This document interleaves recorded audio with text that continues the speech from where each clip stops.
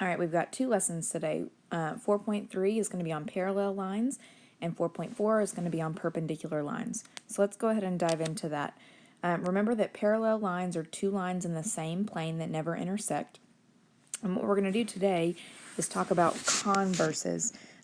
So the converse of something means that you can read it forwards or backwards. So let me give us an explanation of that. Okay, so let's go back to the counterexample problem we've been kind of looking at for a little while now. So the first statement says, if two angles form a linear pair, then they are supplementary. We know that that's true. If two angles are going to make a straight line, then that means they're going to have to add to equal 180 degrees. What the converse does is switches the order for the if and the then statement. So the converse says, let's start with two supplementary angles. So if two angles are supplementary, they form a linear pair. Well, we know the first one is always true. Like, there's no way to come up with something that doesn't work for that scenario. But the second one is a sometimes true, right? We can come up with two supplementary angles that form a linear pair, but we showed we could also just come up with two angles. They don't have to be in a straight line, and they can still be supplementary but not form a straight line, right? So let's look at what this has to do with what we're talking about today. So yesterday we learned about all these different relationships between parallel lines and transversals. And the way all of those relationships read were, if the two lines are parallel, then the relationships are true. So like, if L and M are parallel, then angle 3 is congruent to angle 5. And what the converse is going to say is, if angle 3 and angle 5 are congruent, then I know that these two lines must be parallel.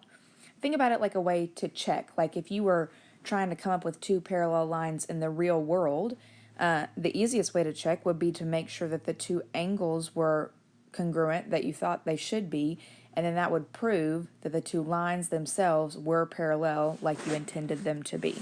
So let's look at a few problems using this. All right, to summarize that real quick for your notes before I show you an example, this is what that theorem says. So if any of these relationships are true, then the lines are going to be parallel. All right, so in this problem, they're talking about a tile pattern. They've given us two lines, line 1 and line 2, that may or may not be parallel. And then the shadowed part here is where this tile would be placed. So if we look at question 4, we're trying to prove that the lines in fact are parallel. So in question 4, if we put that tile where it belongs, angle 2 is going to be 120 degrees and angle 1 is going to be 120 degrees. So in this scenario, those are alternate interior angles and they are congruent. So I'm going to say alternate interior angles are congruent. So that means that line 1 must be parallel to line 2. All right, in question 5, angles 1 and angles 2, so if I put these in the right place, I've got angle 1 is 60 degrees and angle 2 is 120 degrees. Those are same side interiors, and I know that 60 plus 120 equals 180. So we can say that in this example, same side interiors are supplementary. So that means line 1 must be parallel to line 2. All right, so that's really most of what you're doing today, is just using those theorems backwards. All right, so we're going to move on to perpendicular lines now, and there's just some definitions we need to make sure we have down. So you know, perpendicular lines are two coplanar lines that that intersect to form 90-degree angles. And then let's dig into another kind of definition here. What we're going to be talking about, we're not doing the constructions part. That's like where you draw something. We're talking about perpendicular bisectors. So you know, a bisector is something that cuts things into two equal pieces, and perpendicular means we're looking at something that is going to form 90-degree angles.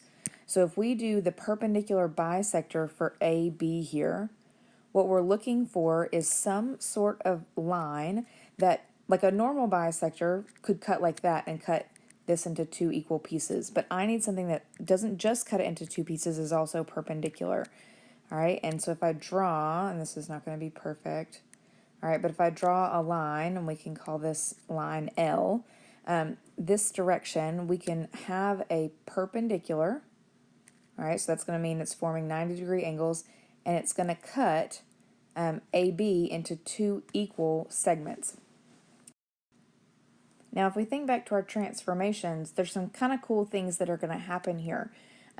Remember, one of the transformations we talked about were reflections. So if you think of this line L as a line of reflection, one, you could fold A on top of B, and that would show you that these two segments were equal, because we said reflections have to have equal distances. But also, when we talked about reflections, we talked about how you have to count perpendicularly to the line of reflection, which is why this bisector is creating a right angle.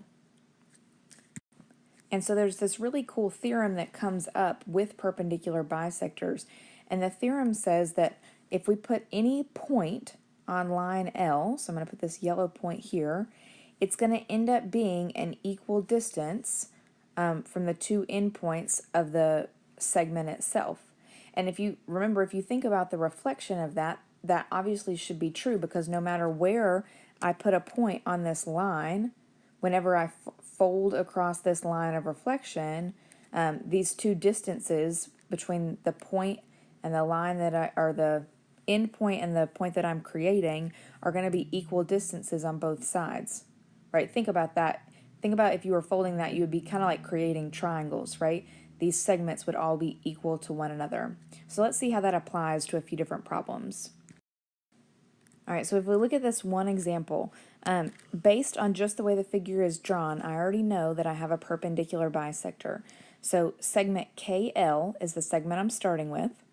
I know that it's being bisected because I see two equal parts, KM and ML, perpendicularly because I see a right angle by this segment JM.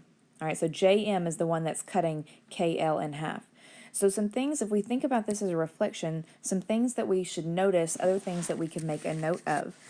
So if you folded this on top of itself, you should see that KJ is going to be congruent to LJ.